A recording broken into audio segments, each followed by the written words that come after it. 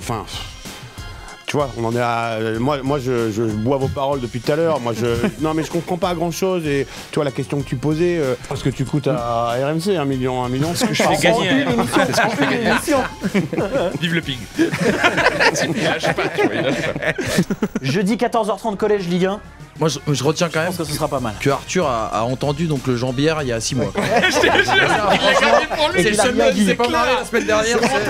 Non, impossible. Tu nous as caché ce poulet aussi longtemps. C'est incroyable. Un abonnement, ça donne pas envie du tout, mais pas du tout. Et je pense que ça a baissé depuis. Ah ouais, il y en a qui se sont fait entuber. Ouais, ça a baissé. Bon les amis, je vous l'ai dit, on va parler foot avec ce qui se passe en ce moment avec la LFP, DAZN, les diffuseurs, les présidents. On parlera pas de Jambière. Oh, Jambière. Pas trop le dire, attention. Et on va parler F1 aussi, la saison qui approche. Ça sera en deuxième partie d'émission. Commençons les amis. Arthur, t'es avec nous pour ce thème-là. Je pense que tu peux le faire mieux que nous. Tu peux me résumer en 2-3 phrases pour ceux qui n'ont pas suivi, même si je pense que c'est assez dur. Ouais. Qu'est-ce qui se passe en ce moment ? Situation de blocage avec un diffuseur DAZN donc, qui a récupéré 8 des 9 matchs de la Ligue 1 l'été dernier. Pourquoi blocage ? Parce que DAZN refuse de payer la moitié de sa dernière échéance auprès de la Ligue de football professionnel, 35 millions d'euros, qui pour l'instant sont gelés sur un compte. Pourquoi ? Parce qu'ils estiment ne pas être assez protégés par la Ligue de football professionnel face au piratage qui continue d'exploser en France. Vous le savez, hein, les applications Telegram, l'IPTV. La Ligue arrive à bloquer des sites, à bloquer des liens, mais pas assez selon DAZN. D'où ce blocage de 35 millions d'euros. Et donc il y a 2 procédures juridiques qui ont été lancées par DAZN, dont une qui explique que DAZN réclame 573 millions d'euros à la Ligue de football professionnel, à cause du piratage notamment et le fait, selon eux, qu'ils ont menti sur le nombre d'abonnés que DAZN pouvait récupérer. Et de l'autre côté, la Ligue qui demande à DAZN de payer ces 35 millions d'euros. Décision attendue vendredi. Pour savoir si ces 35 millions d'euros tomberont bien, mais pour l'instant, blocage, même si DAZN, ce week-end, a continué de diffuser le championnat de France de Ligue 1. Ouais, parce qu'ils peuvent pas ne plus diffuser quoi. Alors, ils pourraient, ah ouais mais donc ils ont fait le choix de ne pas payer, mais de continuer à diffuser. Ouais, ils sont tout gagnants à continuer de diffuser en soi. Comment ? Ils sont tout gagnants à continuer de diffuser. Oui. Après, si vraiment t'es ferme et que tu dis j'en ai marre et je refuse de payer, tu peux très bien dire j'en ai vraiment marre et je refuse de diffuser aussi. Bien sûr. Ça, c'est possible. Bien sûr. L'équipe, ça fait quand même quelques saisons là qu'on n'arrive pas à trouver la solution, non ? Je pense qu'on est arrivé à la fin d'un modèle économique en fait. Il y a des cercles vertueux, il y a des cercles vicieux. On peut s'en prendre aux diffuseurs, on peut s'en prendre... Enfin, l'idée, c'est pas de... Moi, je pense qu'il y a une refonte, entre guillemets. On l'a vu dans d'autres championnats, dans d'autres pays. Je pense notamment en 2008, après la crise des subprimes en Espagne. Il y avait une grave crise économique qui avait touché notamment ce pays. Et les clubs ont dû se réinventer en termes de modèle. Et ont trouvé, on va dire, de nouveaux leviers. Le problème, c'est qu'on a une dépendance aussi des clubs français aux droits télé, au marché des transferts par la vente notamment de joueurs. Et que ce modèle-là doit évoluer. En Allemagne, par exemple, on a dopé l'expérience spectateur en mettant des centres commerciaux dans les stades. On aime ou on n'aime pas, mais un supporter allemand arrive entre 1 à 2 heures en avance sur le match et consomme sur place. Nous, on est encore dans un modèle archaïque où très peu de clubs sont propriétaires de leur stade et où il y a trop de dépenses justement à ces droits télé. Et je trouve qu'il y a quelque chose de symptomatique, on va vite y venir, mais la fuite sur ce conseil d'administration extraordinaire qui a eu lieu 3 semaines avant le début du championnat, on a bien compris dans les propos de Jean-Pierre Caillot qu'on est en fait dans du bricolage, on est en fait dans du système D, dans quelque chose qui est très court-termiste. Et aujourd'hui, on voit bien d'ailleurs, avec les soucis ou entre guillemets cette discussion, cette brouille entre DAZN et la LFP, certains présidents disent on va aller draguer Canal, on va aller chercher de l'argent ailleurs. Non, c'est tout le modèle qu'il faut complètement reconstruire en fait. Là j'ai Elite Sniper dans le chat qui dit ça fait hyper amateur de la part de la LFT et des présidents de club. Ça se passe comment ailleurs ? C'est mieux géré ? Il y a aussi des conseils d'administration, il y a des collèges de clubs. Tu prenais l'exemple de l'Espagne. L'Espagne, c'est Mediapro. L'Espagne, ça se passe très bien. Parce que l'Espagne, par exemple, il y a de cela 1 an, a vu aussi le piratage progresser. Et en une journée, ils ont fait fermer 40 000 sites. Il y a même Google en Espagne qui avait craché ce jour-là, tellement leur système était très efficace. Pourquoi en France, on n'arrive pas à faire la même chose ? Je comprends pas. Parce que c'est pas la même législation. Okay. D'ailleurs, il y a des discussions en ce moment même au Sénat pour changer toute cette lutte contre le piratage piratage et pour être beaucoup plus efficace. On parle beaucoup de l'Angleterre. L'Angleterre a un diffuseur depuis une dizaine d'années et ça se passe très bien, qui est Sky. Et l'Angleterre fait confiance à ce diffuseur en lui donnant des accès illimités, ce qu'on n'a pas en France. Typiquement, on aurait pu avoir cette relation avec Canal, mais elle a disparu. Donc voilà, chaque pays a un peu sa spécificité. En Allemagne, on a parlé beaucoup du milliard que les Allemands ont réussi à décrocher lors des dernières discussions. On en est encore loin. Voilà, tu parles du milliard et on a posé dans le thème la question sur est-ce que les politiques doivent reprendre la main. On a entendu là depuis cette fameuse vidéo de France Télé qui était sortie, les politiques s'exprimaient sur le fait peut-être de l'arrivée d'une plateforme de streaming type Netflix. Et ils avaient cité le fait que oui, on pourrait choper le milliard grâce à Netflix. Ouais, sauf que, alors, pour souvent échanger avec des sources sur ça, Netflix, en effet, se penche de plus en plus vers le marché du direct. Vous l'avez remarqué. Hein. Avec le combat souvent des matchs en direct, des combats, des grands prix de Formule 1. Il y a eu des événements avec la F1 aussi. Ils ont fait match de NFL aussi, non Voilà, donc ils sont dans ce mood-là. Après, j'ai envie de vous dire. Que représente la Ligue 1 aux yeux de Netflix? Et ça en fait, c'est une vraie question que tu poses, Arthur. C'est quoi la valeur réelle de la Ligue 1? Parce que là, tu vois, par exemple, le premier point de comparaison en tant que Français. Attends, et juste pour excuse-moi, je te coupe parce que j'avais noté que le boss de Netflix Sport, il y a un an, s'était déjà exprimé à dire que la Ligue 1 ne les intéresse pas, tout simplement. Mais à côté de c'est marrant. À côté de la NFL, à côté de la Formule 1, à côté du reste, ça représente quoi la Ligue 1? Mais parce qu'ils veulent des modèles rentables. Les GAFA, les GAFA sont pas là pour subventionner. Ils n'ont aucun attachement, comme par exemple Canal+ pouvait l'avoir vis-à-vis d'un produit franco-français qui aujourd'hui n'est pas rentable, que ce soit Amazon, le précédent diffuseur, que ça a été Mediapro, qu'on appelle Téléfoot, ou les autres diffuseurs. Il n'y a pas de rentabilité aujourd'hui en posant entre 400 et 500 millions d'euros sur la table. Et la vraie question, c'est de se poser, ça vaut quoi aujourd'hui? Ça vaut combien aujourd'hui la Ligue 1? Est-ce que tu regardes l'Espagne en modèle? Est-ce que tu regardes l'Angleterre ou l'Allemagne? Je suis désolé, c'est des pays où la culture footballistique est un petit peu différente qu'en France. Par contre, quand je regarde derrière les Pays-Bas et le Portugal, on est très loin des sommes aujourd'hui qui sont dépensées par les Mais d'accord, mais enfin... Tu vois, on en est à... Moi, je bois vos paroles depuis tout à l'heure. Non, mais je comprends pas grand-chose. Et tu vois, la question que tu posais, l'intervention des pouvoirs publics, bon, peut-être pour le futur, en fait, faut instaurer des règles de régulation, faut encadrer les négociations. Qu'est-ce qu'ils pourraient faire à l'heure actuelle? Désigner un médiateur, ça va leur faire une belle jambe. Le gars, il va arriver dans un panier de crabes, il va se faire défoncer de tous les côtés. Il y a quand même, et là, je souscris à ce que vous sous-entendez, un péché originel des clubs de Ligue 1. Il faut arrêter. On leur a fait croire que notre Ligue 1, ils ont réussi à se faire croire, et on les a un peu aidés, que notre Ligue 1 valait plus d'1 milliard. Il y a eu le fiasco de Mediapro, et on en est toujours là, parce que qu'on aime ou qu'on n'aime pas Vincent Labrune, moi j'ai pas d'opinion, mais réussir à faire miroiter, tu vois, le miroir aux alouettes, quoi. C'est-à-dire dire on va s'approcher du milliard, mais les gars, on a perdu Neymar, Messi, bientôt Mbappé, parce qu'à l'époque Mbappé était encore là, et on va fourguer notre Ligue 1 1 milliard. C'est grotesque. Là, le contrat de DAZN sur la saison, DAZN, ils avaient proposé 100 millions de plus. Tu vois, avant, les clubs de Ligue 1, ils ont dit ouais, non, avec c'est le pas... match en plus, non c'est ça. Oui, d'accord, mais bon, c'est finalement ce que Bini a donné. Mais les mecs font comme s'ils n'étaient pas contents, alors que finalement, on est dans ce que ça vaut. On va pas se le cacher. On parlait de la Première Ligue, mais la Première Ligue, Manu le rappelait, il y a une culture foot. Va en Angleterre, ça pue le foot, même en match. Il suffit de comparer les avant-matchs. Bien sûr. Et puis les gens, le foot s'invite dans les maisons, dans les familles. Partout. Tu vois, on a tous un club, on est capable de s'engueuler, on changera jamais de club, même pour faire plaisir à son oncle, sa tante. Bon, en Angleterre, la différence qu'il y a par rapport à chez nous, c'est que si t'as pas les moyens de t'abonner, bon, t'as Match of the Day sur la BBC et t'as tous les résumés, t'as une vraie émission, ce que faisait Téléfoot pendant 20 ans chez nous. Chez nous, c'est terminé. C'est terminé. Tu peux pas voir de foot, sauf sur les réseaux. Et pour en terminer, je pense que, quelles que soient les solutions qui vont être envisagées, il faut réinventer le modèle. Regarde, nous, on est là sur Twitch. La télé, c'est terminé. Enfin, tu vois, il faut que la tech prenne le pas. Je bois ces paroles. Non, mais attends, mais moi, je suis un boomer, donc, tu vois, je suis obligé de m'y mettre. Et en fait, moi, il m'arrive de donner des cours dans des écoles de journalisme. Et je disais, mais les gars, vous la regardez, la télé ? Gros silence. Ah non, la nouvelle génération. Je te jure, j'ai dézoomé, j'ai dit attendez, qui a la télé dans la classe? Les gens n'ont plus la télé, en fait. Ils consomment plus, même si tu veux regarder des programmes qui passent à la télé. Ils ont YouTube, ils ont Twitch sur la télé, etc. Et en fait, il faut qu'à l'avenir, et là, je pense que Jean-Pierre Caillot, il était invité chez Roten la semaine dernière, le président de Reims, il l'a dit, il y a une erreur des deux côtés, c'est-à-dire de continuer à se faire croire que on va consommer le foot comme on le faisait depuis 30 ans.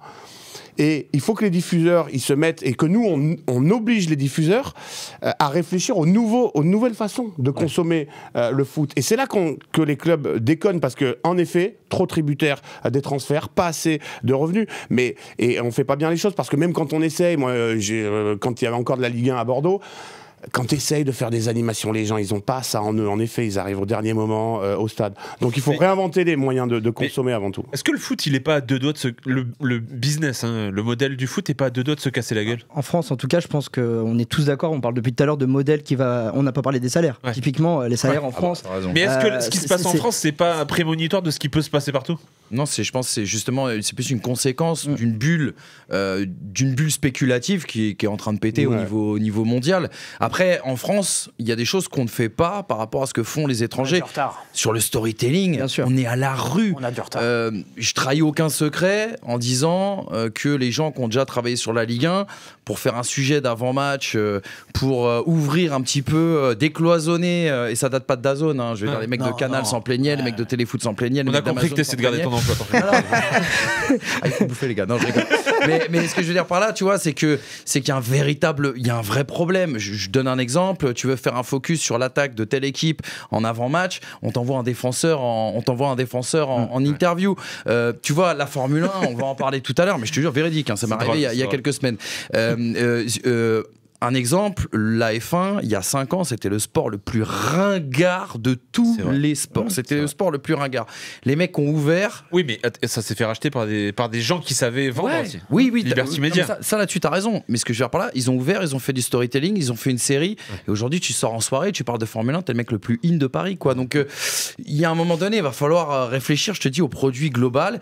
Et ça passe aussi par une remise en question des présidents qu'on virait Canal+. Le plus beau jour de la vie de Jean-Michel Aulas, c'était le jour où Mediapro a signé. Bon, voilà, on a vu la suite. Bref, il y a une remise en question totale à faire. Ouais, mais regarde, Manu, moi, je discutais avec des confrères de presse écrite qui m'expliquaient que, en fait, désormais, ils préfèrent aller taper un sujet sur un portrait, tu vois, d'un joueur d'une équipe qui joue le maintien en Ligue 1. Plutôt qu'essayer de gratter une interview avec la com du PSG, d'une star du PSG. Je te parle, c'était il y a déjà 2-3 ans. Parce que, il te dit, les mecs qui évoluent à certaines altitudes, il te raconte plus rien. C'est vrai. Voilà. Il préfère, et le gars à qui je parlais, il préfère aller se poser. Alors, mais Arthur, tu vas me contredire si je dis, mais il m'expliquait, moi, je préfère aller me poser dans un café à Reims et parler pendant 2 heures, parce que il y a encore des histoires à raconter quand les enjeux, mais que ce soit du pognon, de performance, sont un peu moins élevés. Et à ce titre-là, et ce qu'on a vu là des extraits du collège de la Ligue qui a fuité est catastrophique. Je pense qu'il faut à l'avenir que les mecs réfléchissent à faire corps, ou au moins à faire semblant de faire corps pour que la Ligue soit plus forte. Parce que regarde ce qui se passe aux États-Unis. Les mecs, c'est terminé, t'as 3 insiders pour tout le pays qui sortent, c'est toujours les mêmes qui sortent les infos que pour le basket, pour la NFL, pour machin. Bon, à part ces mecs-là, t'as plus accès aux joueurs. Pourquoi ? Parce que ces dernières années, avec l'apparition des nouveaux médias, il y a une méfiance qui s'est instaurée par rapport à nous, à notre corporation. C'est-à-dire, en gros, dans l'entourage, on leur dit moins tu parles, mieux c'est pour ta carrière. Parce que ces gens-là, ils vont travestir tes propos, ils vont te faire passer pour un enfoiré, ils comprennent pas ce que tu vis, machin. Donc désormais, en fait, les interviews, c'est les joueurs qui les font eux-mêmes sur leur réseau. La seule différence, c'est que c'est eux qui choisissent les questions. Ouais, ou les clubs. Mais la seule différence, c'est que c'est plus le journaliste qui choisit les questions. Le public, il a ce qu'on lui donne, c'est-à-dire le flux.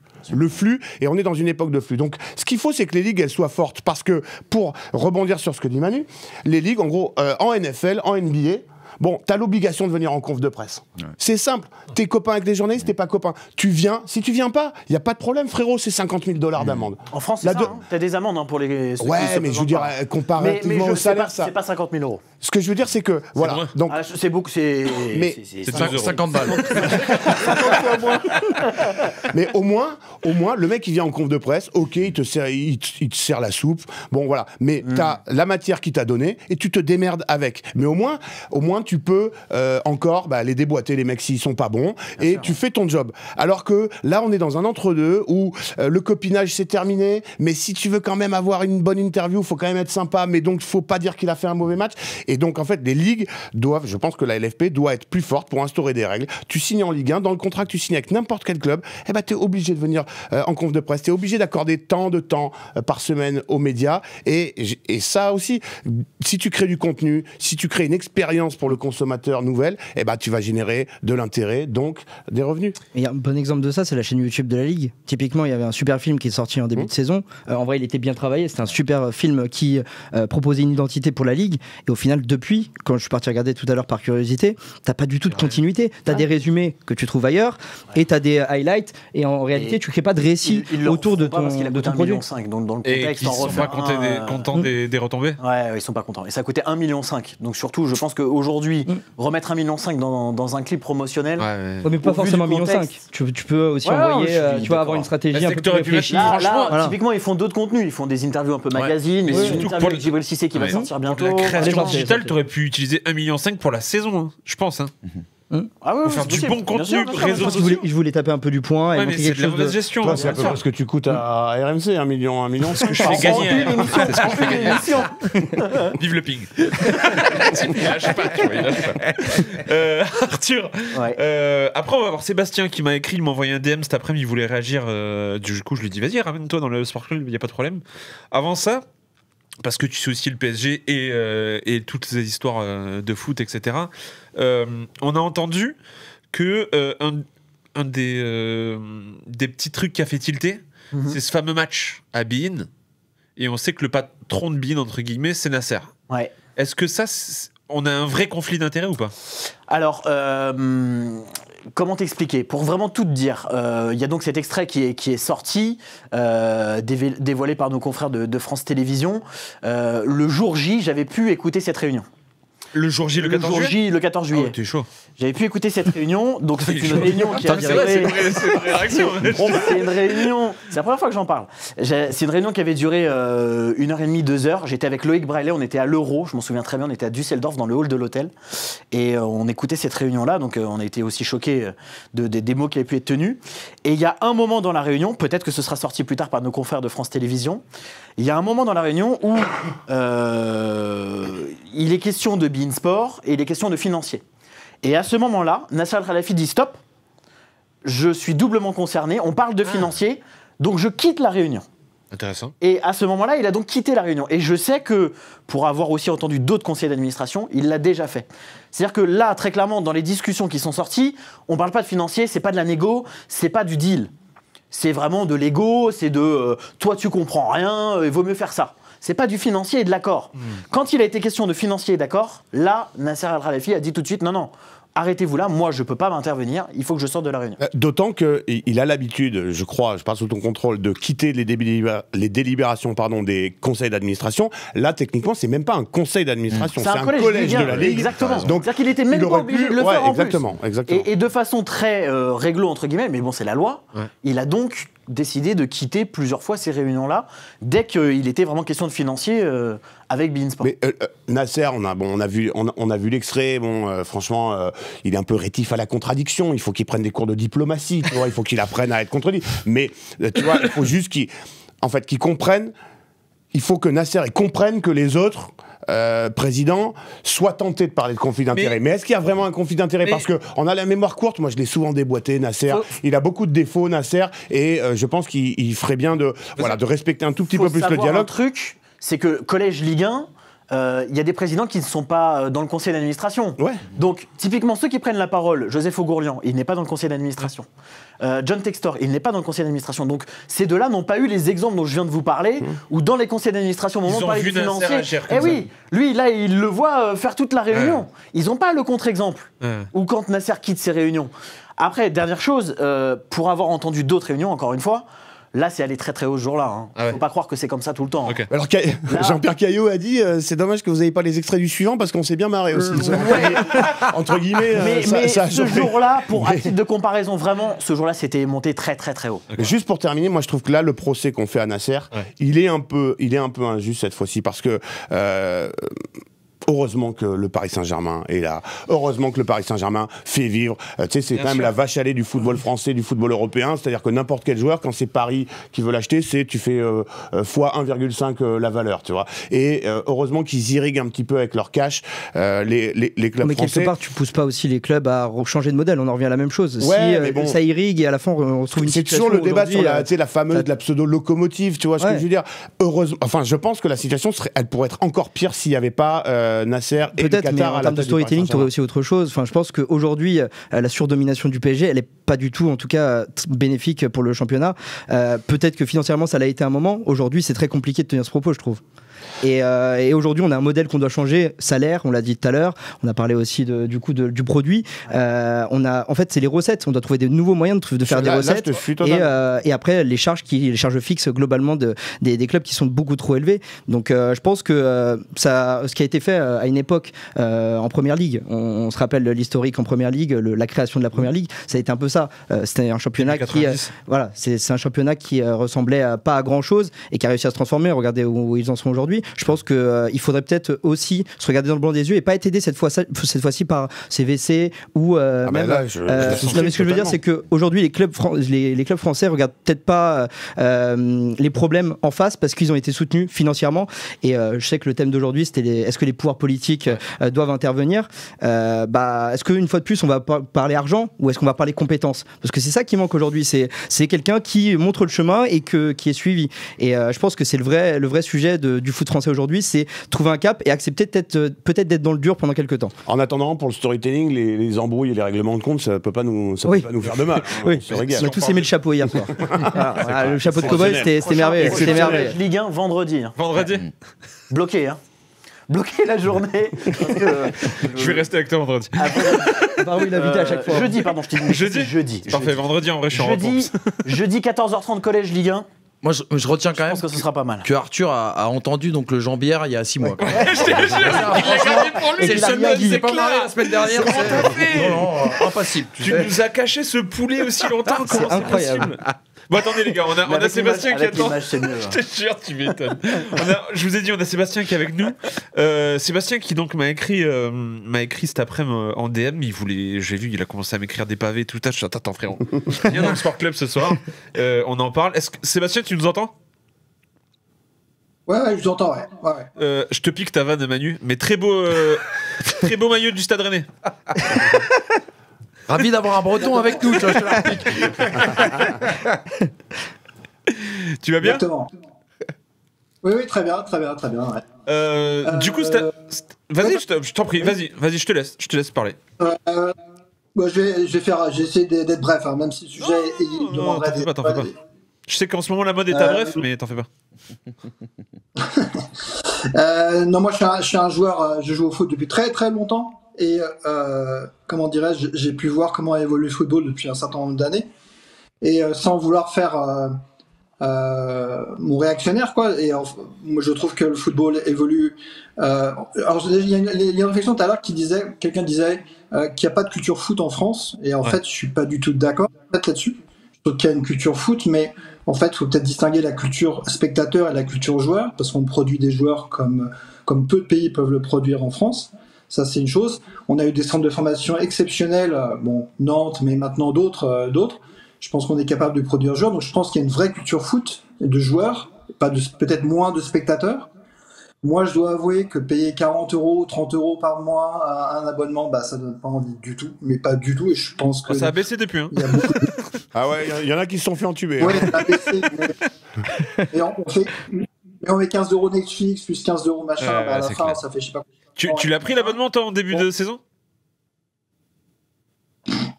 Je me tais. On a un pirate. Il faut que tu éteignes IPTV derrière, on le voit.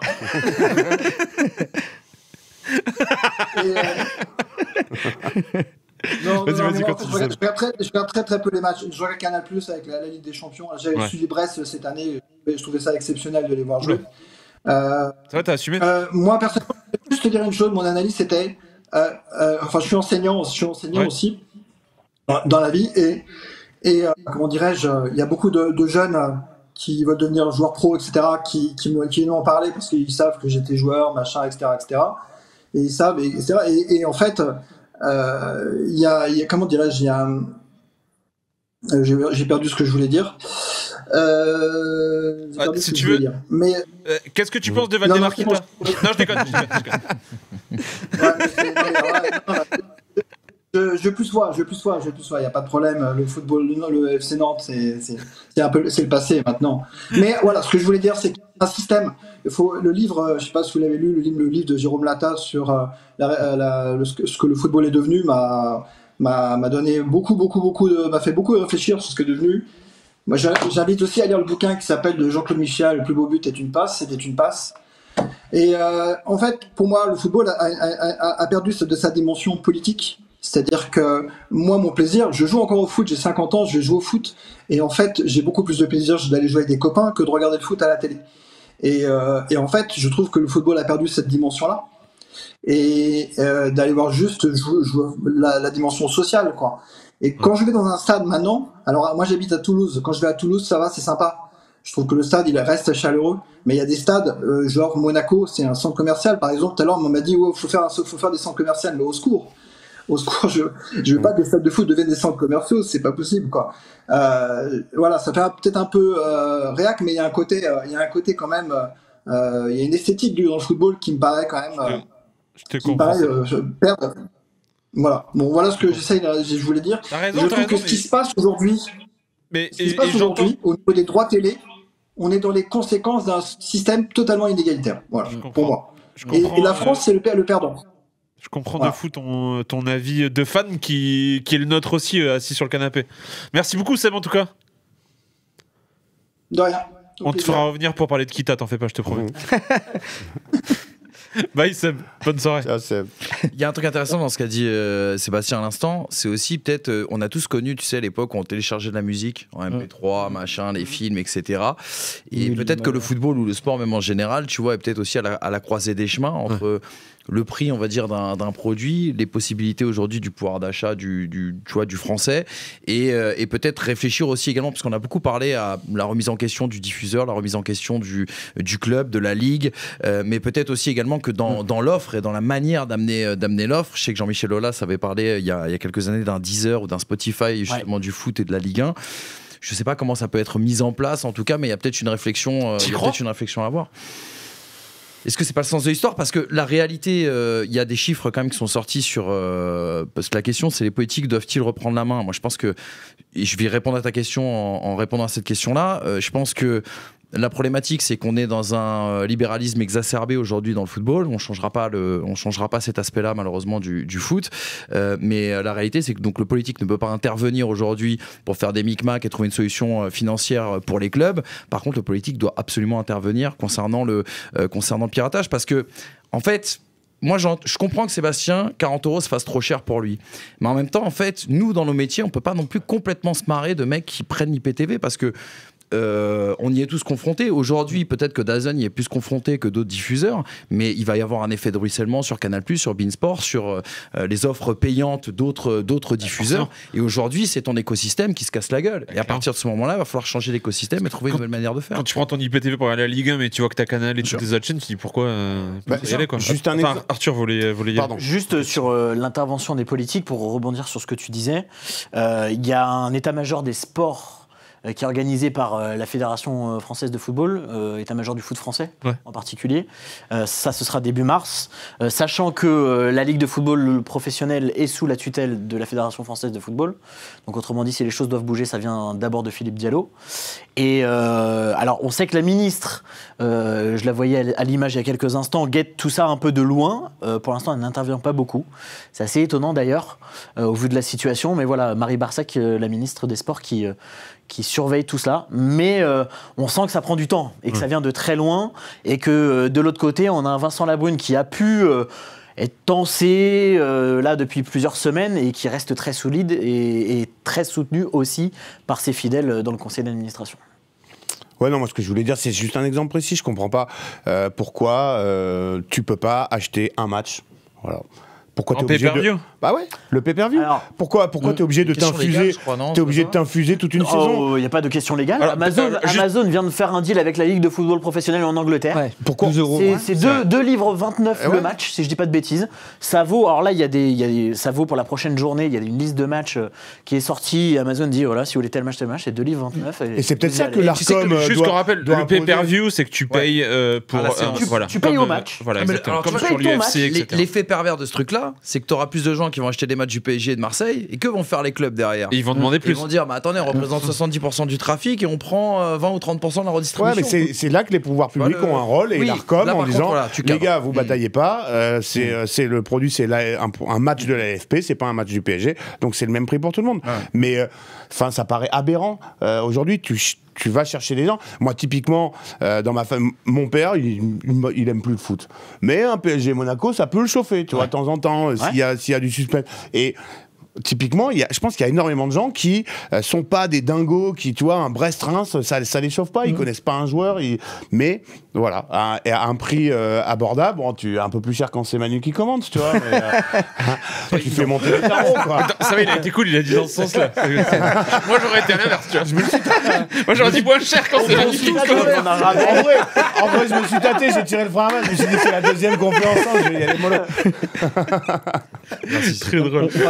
Tu parlais d'un truc assez intéressant, c'est que les clubs comme Paris ou Marseille pourraient potentiellement demander plus, mais ce serait pas justement leur rôle aujourd'hui d'être soutien vis-à-vis de cette ligue. Une ligue qui est forte, c'est aussi une ligue où ton club le plus faible a un modèle qui est autosuffisant, qui se développe. J'adorerais que le monde soit comme ça. Bah, moi aussi, mais ce que je veux dire, c'est qu'à un moment, malheureusement, il faut trouver, je pense justement, c'est le créneau sur lequel il faudrait foncer. C'est un créneau où, bah, peut-être que c'est utopique, hein, mais un moment où en fait les clubs pensent pas qu'à eux. Et justement, mais à le une ligue, problème, parce qu'une ligue forte, ça Tu bénéficie. creuses encore plus tes Bah, c'est ça, inégalités. ouais. Ça rendrait la ligue forte, quoi. Quand t'es généreux avec les faibles, bah voilà, c'est tout le monde qui devient Tout le monde plus fort dans ensemble. le même Ouais, sens. Et bien ce que je veux dire, c'est qu'à un moment, on a souvent entendu le Paris Saint-Germain, par exemple, dire qu'il y a une adversité dont ils n'ont pas l'habitude en Ligue des Champions, etc. Bah, ce serait peut-être l'occasion, en fait, au bout d'un moment, parce que le truc, c'est que si on reste comme ça, je pense que bah, rien ne va changer. On finira par trouver peut-être une solution qui nous fera regagner encore 2-3 ans, ainsi de suite.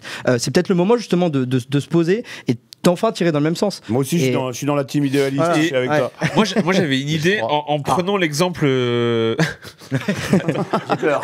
Ah, Vincent Labrune vient de se connecter. Première nouvelle. Il a une idée le matin. Là, on n'est plus à une idée près. Hein. Non, mais alors, je sais que c'est vraiment encore utopique, peut-être aussi comme Ouais. dit Bilal. Je me suis inspiré en fait de ce qui s'est passé dans le monde du jeu vidéo, avec notamment Fortnite, etc. Ok. Et un modèle qui paraissait pas du tout faisable de prime abord, qui est de mettre à disposition gratuitement le jeu. Donc je me disais, tu mets gratuitement à disposition un match, alors quitte à avoir de la pub en plein milieu ou j'en sais rien, et tu proposes de payer pour avoir peut-être l'analyse d'avant-match, l'analyse d'après-match, les résumés, Alors, les replays de but. Tu auras peut-être une amorce de ça cet été, et c'est drôle que tu en parles. DAZN est diffuseur de la Coupe du Monde des clubs. Gratuit dans tous les pays. Ouais. Dans tous les pays. Ouais. Exclusivement sur DAZN, mais ce sera gratuit dans tous les pays. Après, je pense que tout ce qui est résumé, et je ne suis pas sûr que ce soit encore calé, tout ce qui est résumé, analysé, tout ça, ce sera vraiment dans l'application avec du payant. Mais ça va être un premier vrai Visionnaire. test qui va se rapprocher déjà de ce que tu évoques. Que je dis. C'est toi qui chuchotes à l'oreille de David, hein, c'est fort. Non, mais tu vois, ça serait lourd. Wow. Ça serait lourd, je trouve. Tu vois. c'est vrai. Ça va avec le, ça Mais ça en va tout cas, avec le modèle du moi, pay-per-view, je me- choisir ton menu, quoi, C'est faire ça. ton menu et Et surtout que je pense qu'il faut des choix forts et marqués, tu vois, pour un peu redynamiser le truc. Enfin bon. Vincent, appelle-moi. Arthur, merci en tout cas. Merci à vous, bonne soirée et bon courage pour. Merci. Et tu sais que depuis le début de l'émission, j'ai pris un Doliprane avant. C'est ça, il fait C'est parce que je pense à autre chose. Il y a un truc de morphine, Je viens de en fait, réfléchir. juste là. C'est pas ça la pédale là. J'ai la Depuis tout à pédale. l'heure, il appuie. Parce que je peux plus appuyer dessus, je l'ai là, la pédale. Je l'ai ici.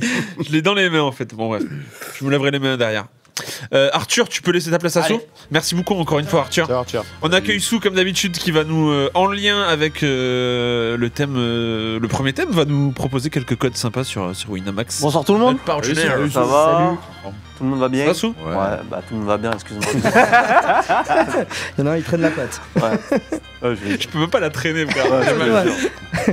Sou, t'as quoi pour nous? Je suis parti sur un match de Coupe du Roi, c'est la demi-finale. Ok. Donc match aller qui jouera demain. Simon, je pense que tu sais ce que c'est comme match demain? C'est Séville quelque chose, non? Non, Barça Atlético. Ok. Et la, Séville, deuxième- et la deuxième, c'est Sociedad Real. Super, ouais. Allez. Bien Et bossé. ouais. Le 0 sur 20. C'est un bâtard. Refais ton Je pense que c'est un bâtard. Non, parce Alors, que... c'est quoi de maladie? Non, c'est pas ça, c'est parce qu'il suit bien, et Je te cache tout. pas que la Coupe du Roi, j'avais un peu décroché, mais Ok, J'étais bon. persuadé que vous aviez préparé cette séquence. Je te jure. Apparemment, absolument pas. merci frérot. Non, excuse-moi. Je te la Alors, Simon, il prend soin de tout le monde. De ouf. Excuse-moi. Vas-y, Sou, t'en Et je suis parti sur un match fermé. Moins de 2,5, c'est un match aller-retour. Ouais. Pour moi, la décision, elle se fera à Madrid. Ok. Donc pour moi, match fermé et Barcelone qui perd pas, parce que pour gonfler un peu la cote. Ouais, on peut imaginer l'Atlético en plus fermé à double tour. Ouais, le match de championnat, ils ont gagné à la dernière minute avec un but de Sorloth en contre-attaque. Mais je pense que là, Barcelone va essayer de cadenasser. Enfin, l'Atlético va essayer de cadenasser et ils vont faire la décision au match retour. Ça marche. Merci, Sou, on te retrouve tout à l'heure.